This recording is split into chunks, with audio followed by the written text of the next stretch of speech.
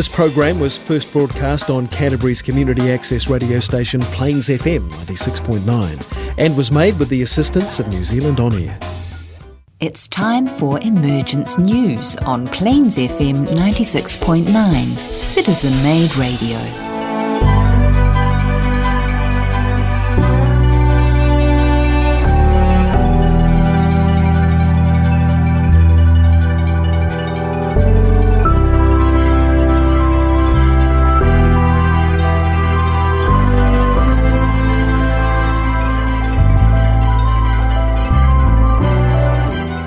Greetings, kia ora, and welcome to Emergence News.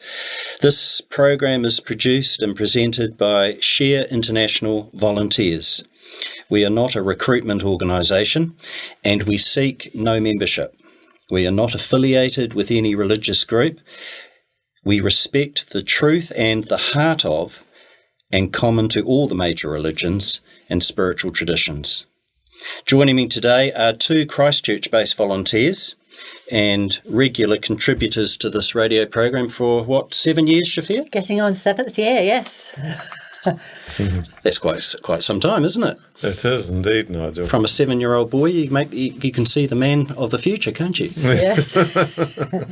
Right, so Shafir, what are you looking at today? You're talking about the age of an avatar, aren't you? Yes, talking about living in the time of an avatar, a little look at what that may be. I mean, it's a huge subject, but I'm covering a little bit of it. And Peter, what are you looking at today, sir? Just looking at some of Maitreya's priorities. Obviously, sharing is at the top of the list, and looking after the environment also is right up there. But really looking at more of the spiritual side, which if we develop it, we will naturally follow these trends and look after each other. So like Shafir's talking about an avatar amongst us. Yeah.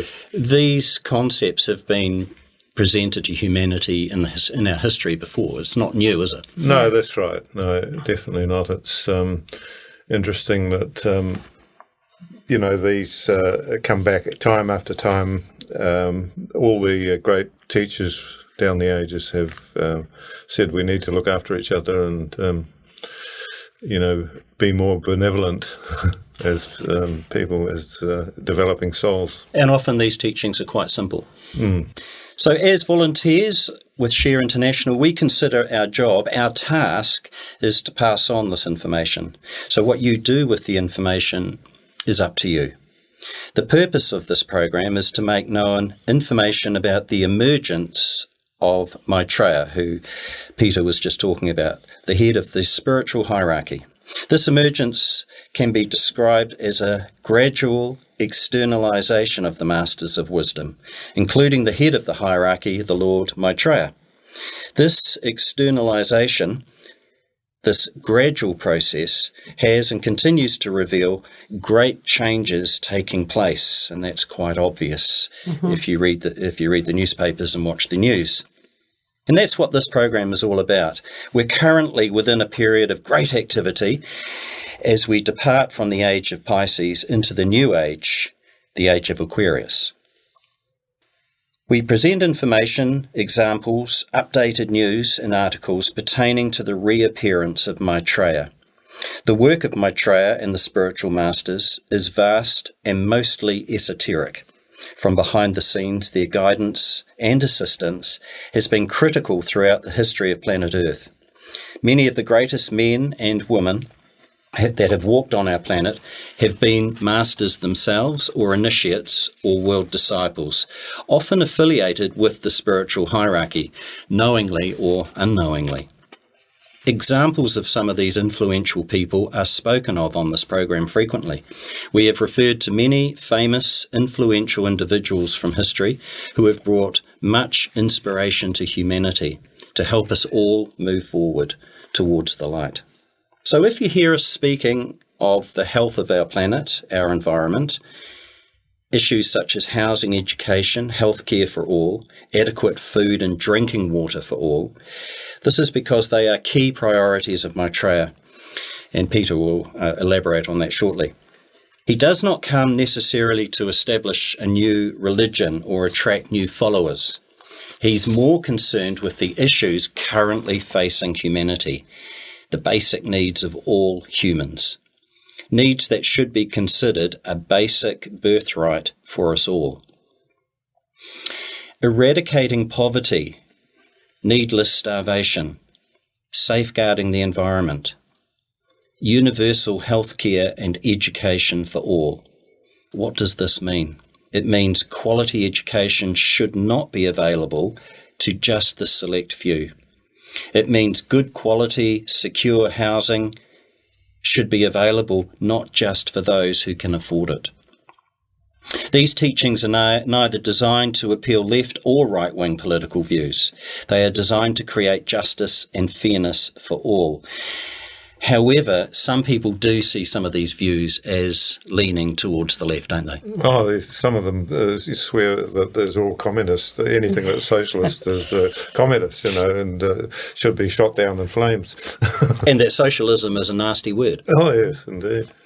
The story of Maitreya is a story worth listening to. Why?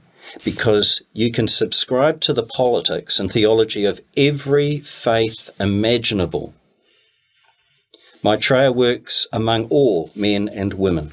Christians, Islam, Judaism, Buddhists, Hindu, Baha'i, Catholic, Christian Scientists or Pentecostal, whatever your faith, and also including those who do not have a faith.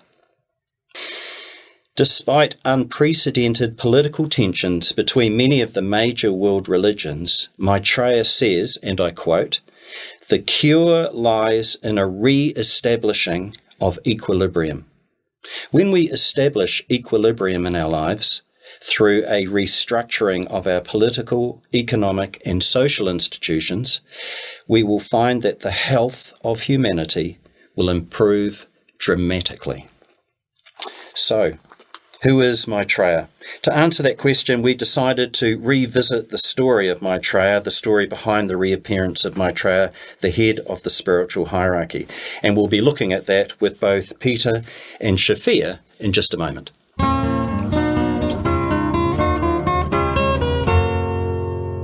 Welcome back to Emergence News.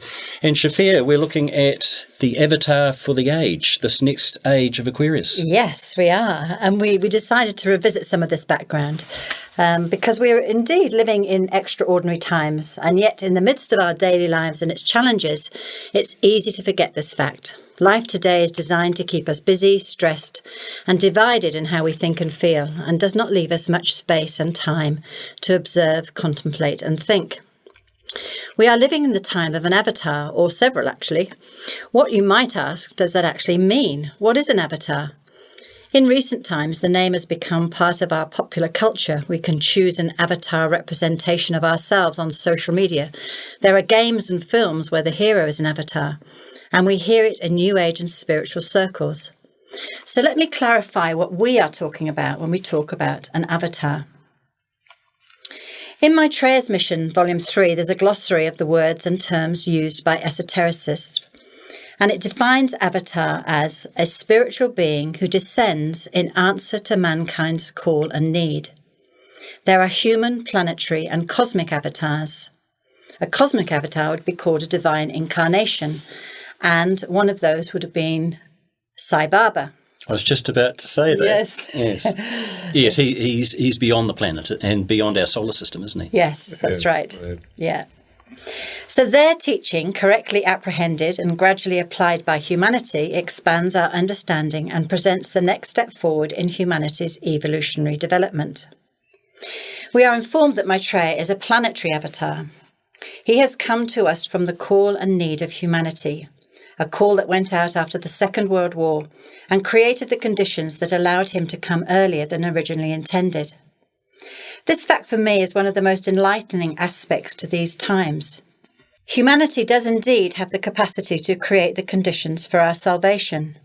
In times of great need, when we become united in our thought, desire and demand, we do indeed have the power to create the conditions for our release from the powers that bind us. I think the other aspect of this story to remind ourselves is the rarity of a Christ in our system and the fact that as we as a planet have created a Christ from amongst humanity. Benjamin Crumb explains, It is a tremendous achievement to embody a divine principle, of which we know 3, the principle of will, love, and wisdom. To embody any of these is a major achievement. It's not simply a question of experiencing and channeling it. It is to be it. It is the nature of Maitreya to be the Christ, to embody the Christ principle. That is an extraordinarily rare achievement, and this planet is not even a sacred planet. What does that mean? What does that mean, Peter? Well, there's 7 sacred planets in our solar system, and we're one of the non-sacred planets, along with Mars, and a couple of planets that are hidden. There's actually 12 planets. 2 of them are veiled by the sun, one by the sun, one by the moon. And so the 7 sacred ones are further ahead on their evolution than we are. And they've all reached the stage of mastery. So does that mean we will become a sacred planet at some stage? When we've all become Christed, or become, carry the Christ principle within us. Yeah. Yes. Spiritualizing the planet. Yeah. Yeah. So why do we have one? Because we are very fortunate, he says. We have a Buddha who embodies the wisdom aspect of the cosmic level. He was a man. We have Maitreya who embodies the love aspect. He was a man. This is the marvel. These 2 brothers from early Atlantean times have gone through the long journey of evolution, and in doing so have made these extraordinary rare achievements. Benjamin Creme was also asked to clarify the relationship between the Son of God, which Maitreya is often called and believed by Christians to be the one and only Son of God, and the Son of Man, which is another term used to describe the Christ. He says, every one of us is a son of God. The Son of Man is that person who began as a man and advanced to the point where he could embody the Christ principle. That, he says, is the marvel of Maitreya. He evolved to be a son of God, just as we all will, but he is the Son of Man because he comes not just from God, but from humanity too. The Christ principle demonstrates that when that which is human and that which is divine come together. Even though we're all sons of God, we won't all become a Christ, because there are many paths on the evolutionary journey to which could be the subject of many programs if we chose to go down that path. Just as a matter of interest for our listeners, we are told there are 7 sacred planets, and only 5 have created a Christ, not once but several times. What is rare is that we as a non-sacred planet have had the good fortune to create a Christ from our human family. So what does living in the time of an avatar mean for us in our everyday lives? What can we expect and what can we do? Well, Maitreya has clearly mapped out a to-do list for us in very simple terms, and Peter is going to be talking about his priorities next. What we are witnessing on the world stage, and I expect in our daily lives, is an intensity of being where the old ways are fighting to stay relevant and active when they are long past their sell-by date. Opposing that are new voices calling for more sanity, compassion and humanity in how we deal with life, our planet and each other. This is due to the incoming energies and Maitreya's presence among us, which is bringing into the light the corrupt, the outworn and that which no longer serves. We have spoken many times about the sword of cleavage which he wields. He may be the Prince of Peace, but to achieve peace we need justice and equality for all. And that takes will and action on our part and creates conflict. In his messages to us, he calls on our action to cleanse the world from hate and to sharpen the sword of love. He often uses the sword as a symbol, which suggests that we need to cut away the illusions which bind us. It suggests a severing from old ways of being and a freedom to move from a restricted state. He constantly calls for us to act, to stand with him and change the world in whatever way we see it needs changing. There's a lot of things to change, isn't there? Certainly is. Yes.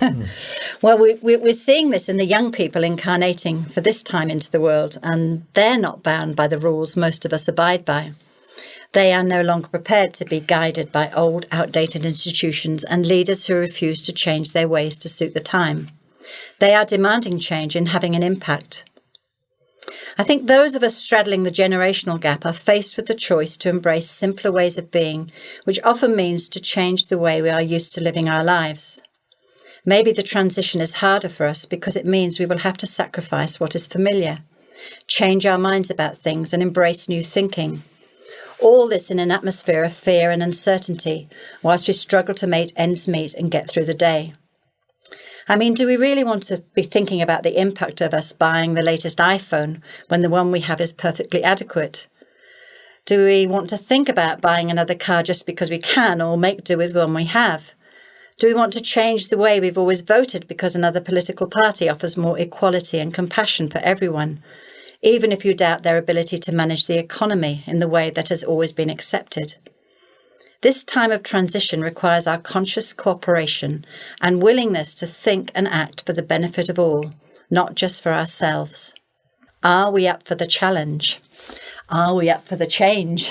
Well, this is it. It is a big challenge, isn't it? Because you've just hinted at it. You know, you're talking about people's attitudes, but you're also talking about people's habits, traditions, cultural traditions, and also their actions. Mm-hmm. How do we behave? It's not just our attitudes, it's how do we behave, and how do we implement what we need to do to make the world a better place. And it's not always easy to make those changes. And the young ones, as you indicated, Shafia, they're actually blessed with youth on their side. They can change more easily. Yes. It's just like, you know, a young toddler, a young infant can pick up 2 or 3 languages much easier than you or I could at this stage. Yes, and they're also having incarnated for this time. Yes. So they've come with the knowing that, you know, that things need to change, that you know, that there needs to be this sort of, you know, love and harmony between humanity, you know, that is the only way forward, you know. So it's the birth of the changelings. Yes.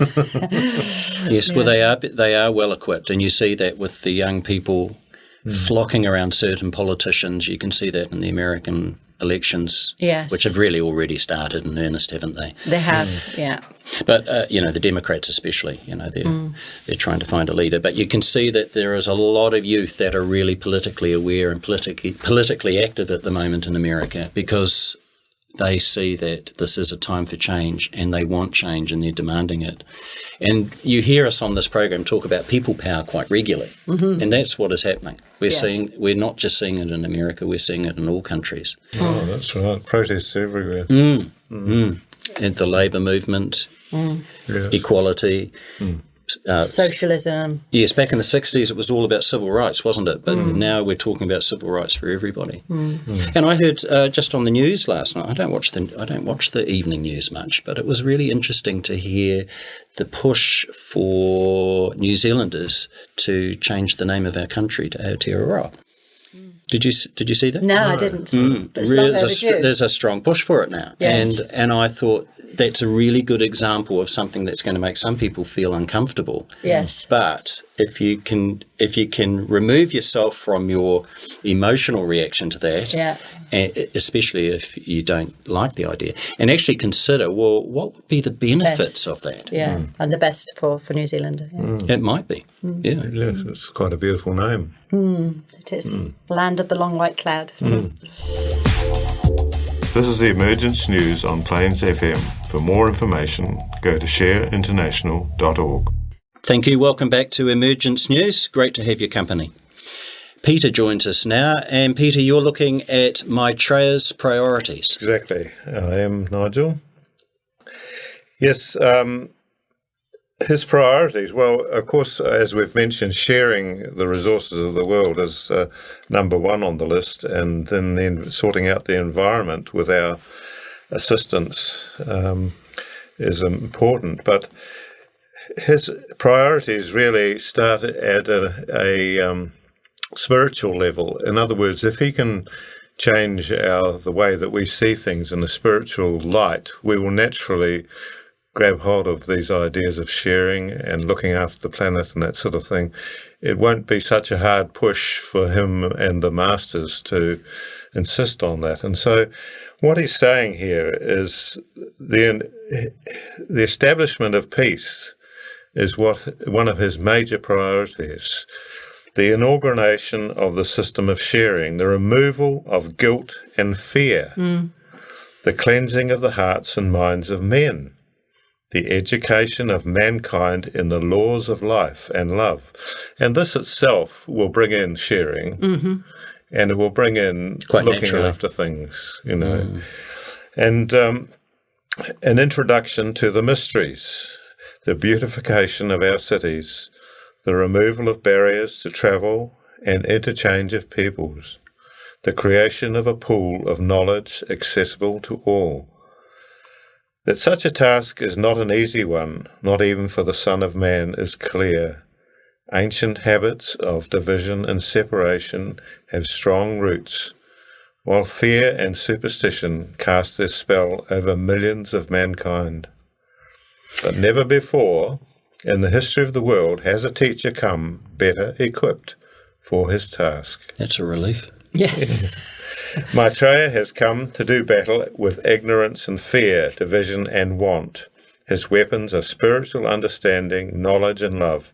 His shining armour is truth itself. And with these things, we will, if we were able to embody these spiritual concepts, we would naturally be moving into looking after our brothers and sisters worldwide. And he's hinting at it when he says we need to become more aware and have a better comprehension of the laws of life. That's right, yes, and understand that we will all be heading towards the mysteries that the schools will develop right throughout the planet, and we will start to take a much more spiritual, active role, and it will be open to people who have got religion and those who have got no religion. It won't matter.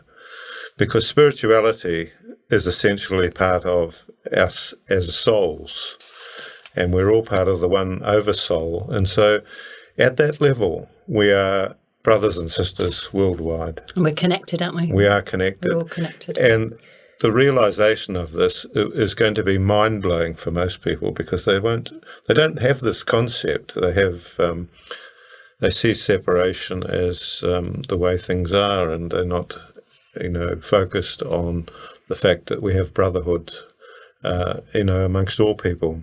Well, and you can see this happen with the European Union splitting up, can't you? And sort of people calling for more nationalism, that the rise of nationalism's happening around the world. There is, and rather than people sort of, and then you've got, it's pretty split down the middle, where you've got people who recognise that actually we're stronger together, and grieving this sort of leaving the EU, and then the others who are celebrating because we can do what we like now, Yes. And well, it's interesting timing that the UK have actually done this, isn't it? Yes. It's a curious timing. Well, it's the sort of cleavage, isn't it? This is the sort of cleavage happening, and right in front of our eyes, and it's sort of and the politics, the recent politics of the United Kingdom. Yeah, that's right, definitely. Yeah. Has demanded that it happens, but is it really what the people want? It's very divided, the opinion. Is there a percentage on it? Have they done any polls on the public of? Well, on the votes themselves, it's pretty well 50-50, is it? Yeah, more or less. It's sort of it's not like and I think we just have to wait really for the young people to grow into positions where they can take control, and, yes, that's right. We're just going to have that time. Yes, so they're going to have new passports to visit Europe or something. Who knows? I don't know. Those are questions yet to be decided on. Let alone the complications of currency. Yes. Mind you, they've had their own currency in Britain, haven't they? As well as the euro. They've had the pound as well. But it is that sort of, division thing, isn't it? That's what we're witnessing. And it's going to be really interesting to see if actually America could overcome that and get somebody like Sanders in who would, or whether he's going to be not allowed to do that, and they're going to, stay with the safe person. I mean, so that, it's really interesting just to watch it and, to see when we're ready, Yes. It sort of will be a challenge. I don't think we are quite ready for it. I don't think America's quite ready for it herself. But mind you, they elected a black president 8 years ago. Yeah, very true. Yes. The task awaiting Maitreya is incredible. We blithely think only of his coming into the world, his benefit to us, the healing waters, the crosses of light, the extraordinary uplifting experiences for everyone who meets him, however briefly. How they cannot keep him out of their minds, even if he is dressed as a beggar. And how the very sight of Maitreya, or one of the masters, is enough for those acquainted with their presence to feel better, uplifted, galvanised, and if they believe in the reality of the contact, grateful and blessed. And these are the realities of the Masters in our world today, and the Lord of Love, Maitreya himself.